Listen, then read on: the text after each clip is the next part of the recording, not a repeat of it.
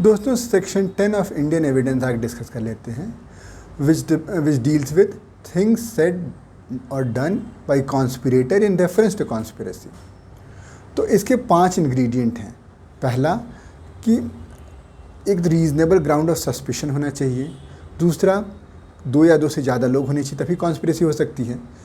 और कॉन्स्पिरेसी किस चीज़ के लिए, एक या तो कोई क्रिमिनल ऑफेंस के लिए हो या फिर कोई एक्शनेबल रॉन्ग के लिए।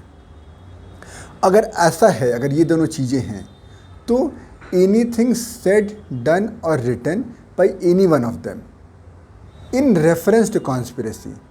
अब ये इंपॉर्टेंट हो जाता है क्योंकि इंडियन एविडेंस एक्ट में रेफरेंस टू कॉन्स्पिरेसी बस है, जबकि यूके के एविडेंस एक्ट में इन फर्दरेंस ऑफ कॉन्स्पिरेसी की बात होती है।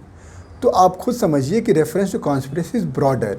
तो यूके में तभी आपको सेक्शन 10 में जो करस्पॉन्डिंग वहाँ पे सेक्शन होगा तभी लग सकता है जब आपने कुछ किया है जिससे आप कॉन्स्पिरेसी के डायरेक्शन में आप एक कदम आगे बढ़ गए। जबकि इंडिया में सपोज आपने कॉन्स्पिरेसी के बारे में किसी को बताया तो वो भी रेलिवेंट हो जाएगा। तो हाँ, तो इन रेफरेंस टू कॉन्स्पिरेसी, लेकिन कब, after the common intention has been formed. तो इन केसेस में ये चीज़ें जो है एनीथिंग सेड डन और रिटन विल बिकम रेलिवेंट। किन चीज़ों को प्रूव करने के लिए? 2 चीज़, to prove the existence of conspiracy और दूसरा to prove the complicity of the person जिसका अगेंस्ट चार्ज आया हुआ है। तो ये रहा हमारा सेक्शन। अब इसको इलस्ट्रेशन से थोड़ा समझ लेते हैं। तो जैसे रीजनेबल ग्राउंड है सस्पिशन के लिए कि A is a part of conspiracy against government of India. तो इस केस में अब क्या क्या फैक्ट देखिए, क्या क्या रेलिवेंट हो रहे हैं। इन सब चीज़ों में किसी ने कुछ किया है इन रेफरेंस टू कॉन्स्पिरेसी।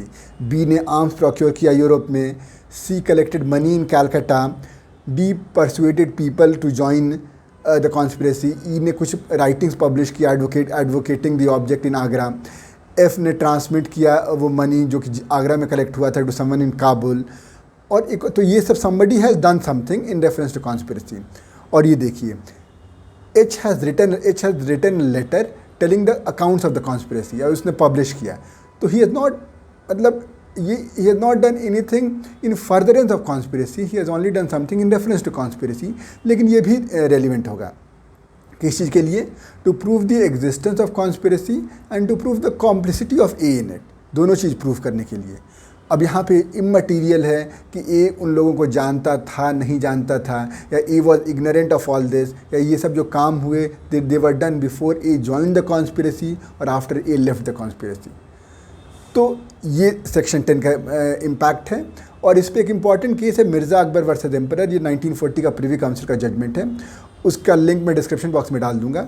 और वो ये कहता है कि कॉमन इंटेंशन जो यहाँ पे बात हुई है वो जब एनीथिंग सेड डन और रिटन जो चीज़ें हुई हैं that time the common intention must be subsisting.